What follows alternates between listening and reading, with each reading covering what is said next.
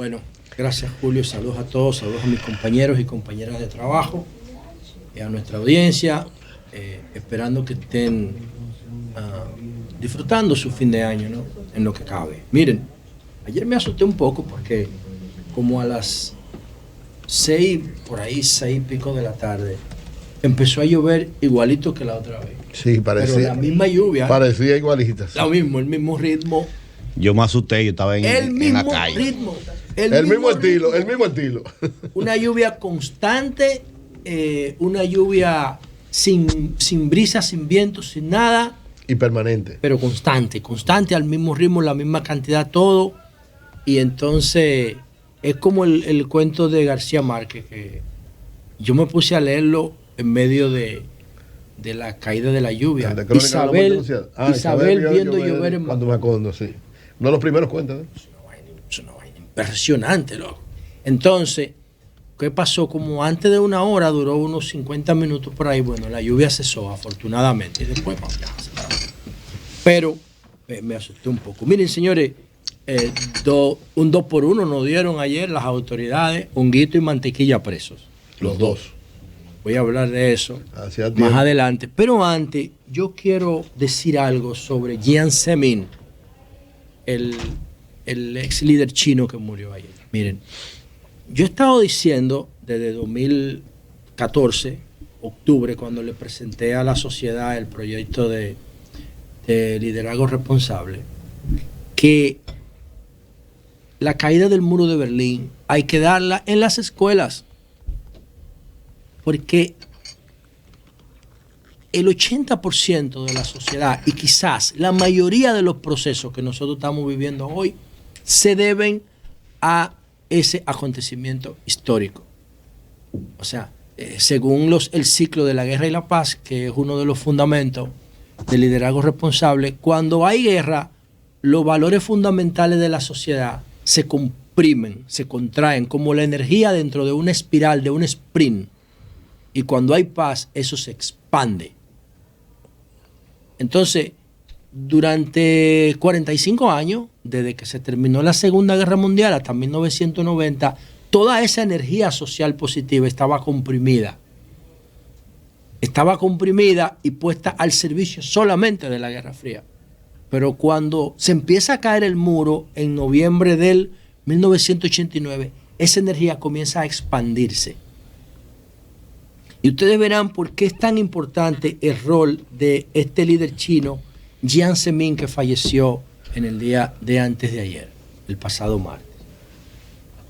Cuando se produce, cuando Gorbachev empieza a promover la perestroika y la glasnost en Rusia, y se cae el muro de Berlín, en Alemania, y empiezan a caerse como un efecto de dominó todos los modelos de la Unión Soviética, de la URSS, empiezan a reclamar independencia. Todos los países que estaban en el orden soviético, en China también empezaron a reclamar. Julio decía algo interesantísimo esta mañana sobre cómo yo no sabía, no tenía en mi dato la visita de Gorbachev a China, no la tenía en mi dato, pero ahora después de escuchar lo que Julio dijo la voy a incluir. ¿Qué pasa?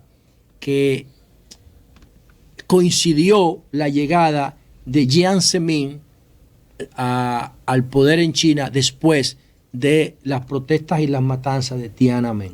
No era Jiang Zemin el que iba a hacer la transición después de Deng Xiaoping. Se llamaba Hu Yaoban. Y Hu Yaoban perdió la oportunidad porque fue el que manejó la crisis de Tiananmen. Y entonces el Partido Comunista tenía dos posiciones. Una posición extremadamente radical para hacer la reforma y dejar atrás el modelo comunista, y una posición conservadora que quería que siguieran el modelo, como Cuba. Entonces, Jiang Zemin se puso en el medio de las dos posiciones. Y generó confianza de las dos partes. Ayer yo decía en el programa que hicimos desde la UAS que Jiang Zemin le dijo a los empresarios chinos: hagan dinero. Hagan dinero, háganlo en bajo perfil, pero hagan dinero. Y eso, que parece una frase anecdótica, tiene un valor histórico increíble. ¿Por qué? Porque para mí, Jiang Zemin es el tipo que termina el comunismo en China. Jiang Zemin es el que termina el modelo comunista en China. Y miren que yo digo el modelo comunista y no el modelo socialista. El comunismo económico no sirve. ¿Por qué? Porque tiene la principal vocación es repartir. Y para tú repartir, tú tienes que crear primero. Y si tú no tienes iniciativa privada, no hay incentivo suficiente para repartir. La renta, el egoísmo. Pero es que el comunismo... La renta, el egoísmo, la ambición, la iniciativa privada, la acumulación, es lo que estimula la competencia. El comunismo no busca repartir. El comunismo, el único principio básico del comunismo como posición política es el siguiente: la posesión de los medios de producción.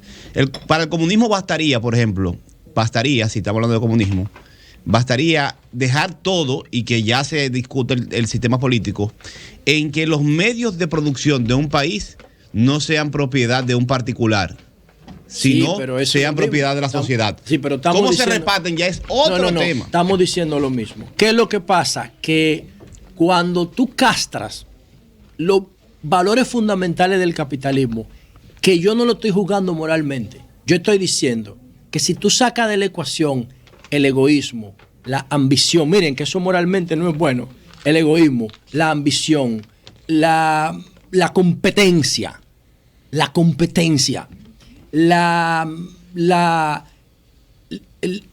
renta, la utilidad, todo eso son cosas particulares, pero si tú las sacas de la ecuación, tú matas el espíritu de la creación de riqueza.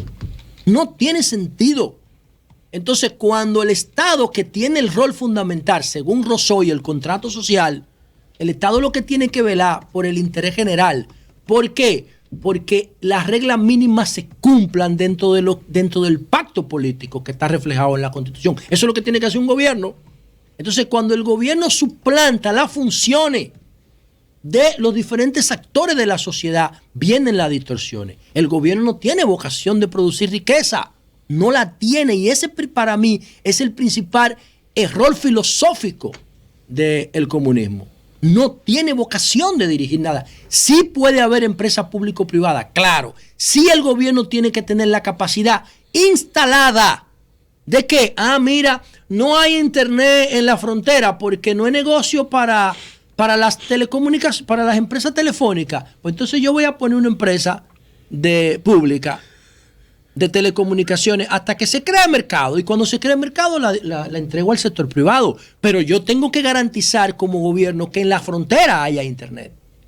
Y para corregir esas distorsiones es que el gobierno tiene que tener la capacidad instalada, potencial, de hacer alianza público-privada, qué sé yo, valores estratégicos de seguridad. Si yo fuera presidente, yo tuviera el 60% del transporte garantizado. Siempre, en todas condiciones, porque es un tema de seguridad nacional. De seguridad nacional. Si yo fuera presidente en tiempo de paz, las Fuerzas Armadas estuvieran asumiendo una parte importante de la infraestructura de obra pública. Estuvieran asumiéndola. Porque si no, las Fuerzas Armadas se me van con el narco y se me van con la corrupción. Pero eso son jugadas coyunturales. Ahora, ¿qué fue lo que hizo Jiang Zemin cuando saca el comunismo de la ecuación? No saca el socialismo, saca el comunismo. Esa distorsión de que China lo quiere hacer todo desde el gobierno, igual que Rusia, igual que Cuba. No. Espérense un momento. Vamos a dar la oportunidad de que Alibaba haga negocio. Y viene Alibaba y se convierte en la principal empresa del planeta en términos cuantitativos, porque en términos cualitativos la principal es Apple. Pero en términos cuantitativos es Alibaba. Entonces, esa visión de Jiang Zemin, ¿qué es lo que crea y por qué yo creo que esto hay que darlo en la escuela, señores? Y nosotros de alguna manera lo tenemos, pero lo tenemos lleno de distorsiones. Lo que crea Jiang Zemin es, con la eliminación del comunismo, es un modelo mixto de capitalismo y socialismo. Y funciona. Porque Jiang Zemin llegó a China al poder en el 1993. O sea que el año próximo, ese modelo mixto de capitalismo y socialismo va a cumplir 30 años. Y en 30 años, yo pienso que tiene ribete de radicalidad en cuanto a las dos cosas. Es un partido único, no hay medio de comunicación, no hay sindicato, pero por el mismo tiempo le está vendiendo de todo al mundo entero. O sea, es un modelo que tiene ribetes radicales, pero que ha demostrado que funciona. Ya los nórdicos con la socialdemocracia lo habían demostrado también. Lo habían demostrado también, que la mezcla de capitalismo con socialismo funciona. ¿Cuál es el problema cuando nos radicalizamos con una de las dos posiciones? Y para mí, eso es uno de los grandes aportes del liderazgo responsable. ¿Por qué? Porque nos saca de la ideología hueca, de la ideología emocional. Lo mío es bueno y lo tuyo es malo. No, lo que demostró Jiang Zemin fue que el capitalismo tiene valores fundamentales para estimular el crecimiento. Y lo que demostró Jiang Zemin fue que para garantizar la gobernabilidad, lo que el capitalismo produzca, tú lo tienes que distribuir con equidad. Y es verdad que en China hay problemas fundamentales con los derechos humanos y los derechos laborales. Pero nadie puede cuestionar que China ha sacado centenares de millones, más de 1.000 millones de personas de la pobreza extrema. Nadie puede cuestionar eso.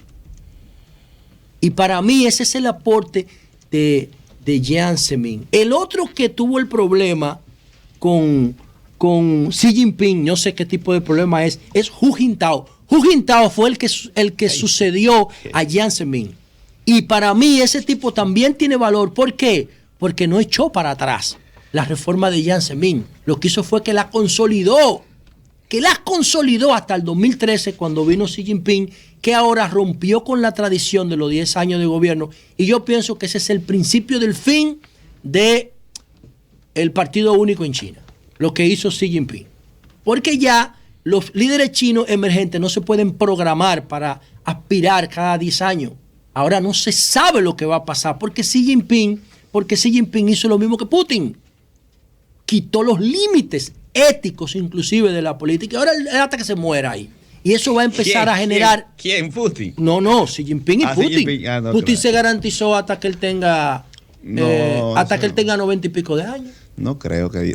Coño, no crea, no. Y no le hago oposición que te manda a matar. El mundo no lo permite ya. El mundo cambió. ¿Y cuántos años tiene Putin en el poder? Pero, dime a ver, ¿cuánto tú crees que Merkel tenía más y no era problema. Merkel lo tenía en un plano absolutamente institucional. Es que no hay tú estás loco, tú estás relajando. Yo creo que tú estás relajando. Coño, tú vas a comparar la institucionalidad de Alemania con la de Rusia. En Rusia no hay institucionalidad. No resiste la comparación porque el sistema alemán es bárbaro. Depende de una mayoría. Está diseñado para que nadie lo domine. Tú estás loco. Sino para que siempre sea el consenso. Si es obligatoriamente. Obligatoriamente todas las fuerzas tienen que participar de un gobierno o la mayoría. La permanencia para poder en el hacer tiempo gobierno. de un gobernante en el un poder. sistema que está designado. Un sistema que está diseñado. No, pero yo creo que Jonathan estaba para que no gobierne un hombre. Coño, pero es que ¿cuál es la institucionalidad de Rusia? Son diferentes, por lo tanto, no hay. Es que tú no puedes pedir el mismo sistema político a cada país. Es que Rusia eso es un error, eso es una falacia. Todavía Rusia no tiene el desarrollo en términos político, institucionales. No lo tiene. Rusia es un país desarrollado. No lo tiene. En cuanto a ese desarrollo, sí. Eso no es cuestión de... Por eso Putin hace toda la mierda que hace. Sí, pero ¿qué pasa? Cuando tú le impones a un país un modelo político, un sistema político que no se corresponde con su propio desarrollo, tú le generas un caos. ¿Tú sabías que Ucrania, en términos históricos, existe primero que Rusia? Claro que sí, pero un desorden también institucional. Entonces porque son mafias que gobiernan. No, es que y son nórdicos todos. Lo que pasa es que los escandinavos tienen otra filosofía diferente a los rusos. Esa es la diferencia, en el fondo es la filosofía. La economía. No, esa filosofía protestante, hermano, eso no tiene madre. Bueno, pero nada. Quería decir eso.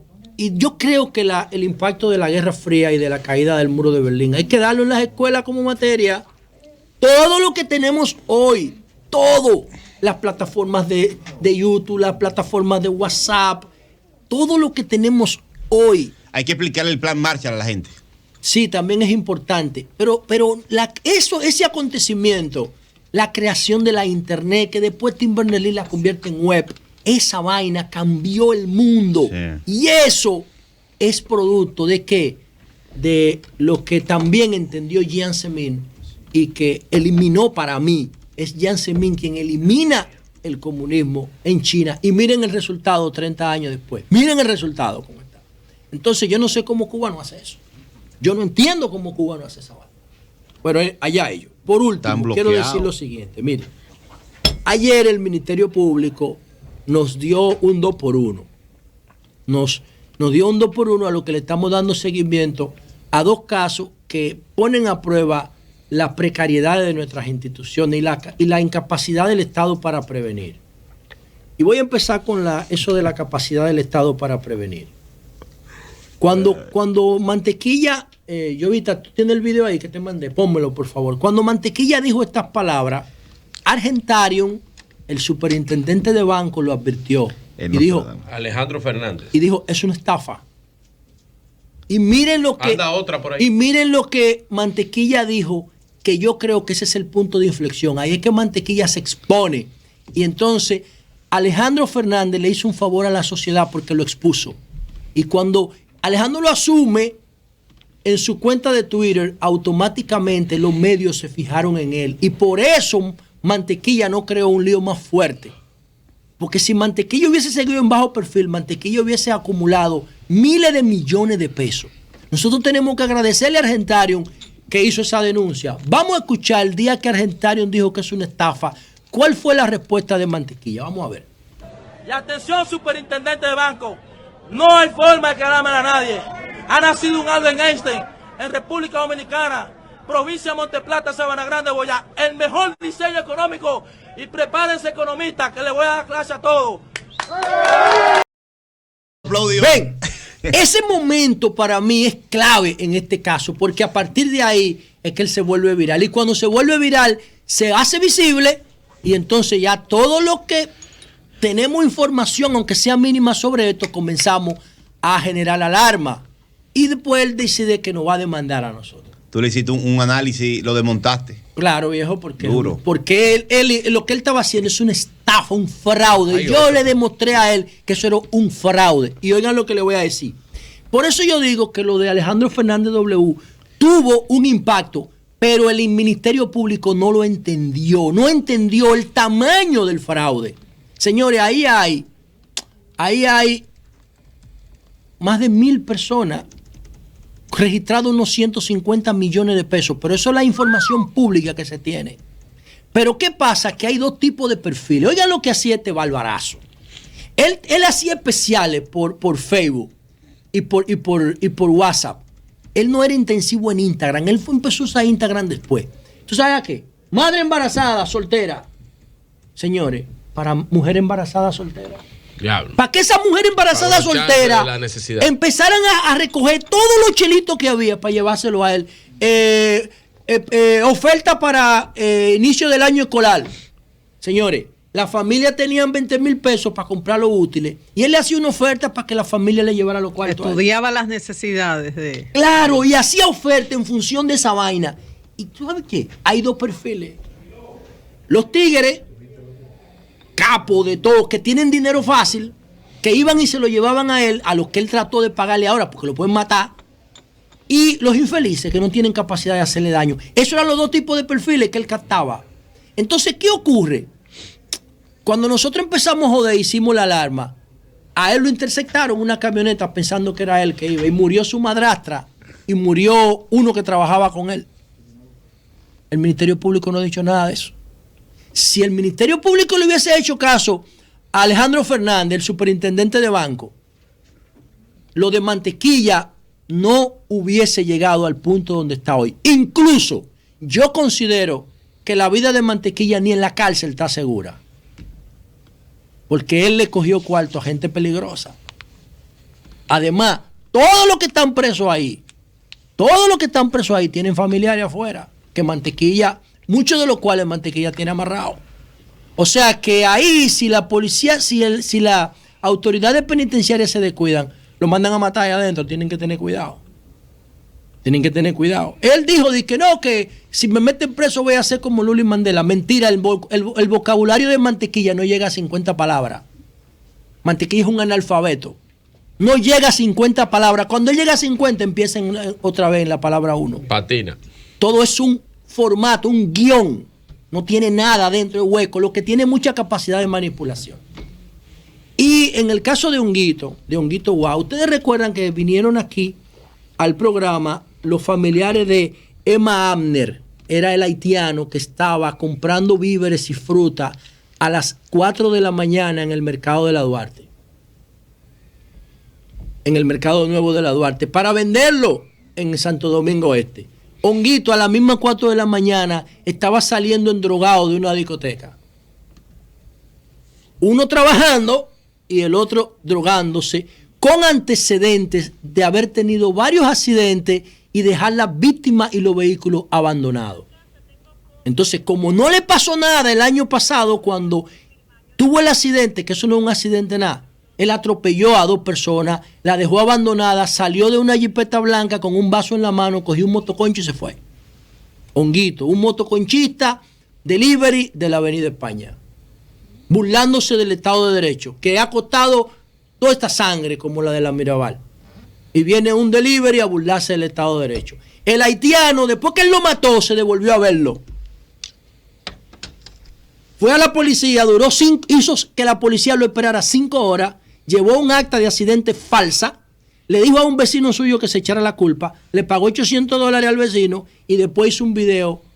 Burlándose. Y dijo un audio diciéndole a los amigos de él en un colmadón, yo lo maté y le tuve que dar 60,000 pesos al abogado. Oigan todo eso. Y aún así, ese tipo estaba en la calle suelto. Ese tipo estaba en la calle suelto. Entonces, ayer él iba a salir para Colombia, antes de ayer, el martes. Iba a salir para Colombia, que es un loco. Y entonces, tiene menos que mantequilla en la cabeza. Y entonces lo detuvieron. Y lo van a procesar. Yo hablé con el fiscal que estaba investigando el caso. Y me dijo a mí, Lalu, estábamos haciendo una investigación fuerte, estamos levantando todos los datos para no dejar huecos, fisuras por donde él se pueda salir, por donde los abogados lo puedan sacar. Pero confíen que lo vamos a amarrar bien amarrado, me dijo el fiscal a mí. Yo hablé con el fiscal hace como 20 días. La novia de Honguito confesó que él era que estaba manejando. Y después el tigre que se echó la culpa dijo, la novia de Honguito me pagó $800, me lo mandó por CAPTCHA, una aplicación de transferencia de pago. Entonces, ¿quiénes son los responsables morales de la muerte del haitiano, el haitiano que Honguito mató? ¿Quiénes son los responsables morales? Los responsables morales son los del Ministerio Público del Distrito Nacional que no investigaron el accidente de Villa María del año pasado y no procesaron a Honguito. Si hubiesen investigado el accidente de Villa María o la agresión, porque eso no es un accidente, donde él por poco mata a 2 gente, Honguito no hubiese tenido acceso a un guía más nunca en su vida porque Honguito está enfermo. Pero José. No, tenemos que irnos, escúchame. Entonces, simplemente, para mí, los responsables morales de la muerte del haitiano el mes pasado, a finales de octubre, en la Duarte con Obando, son los fiscalizadores públicos que no procesaron a Honguito por el accidente de Villa María. Cambio fuera.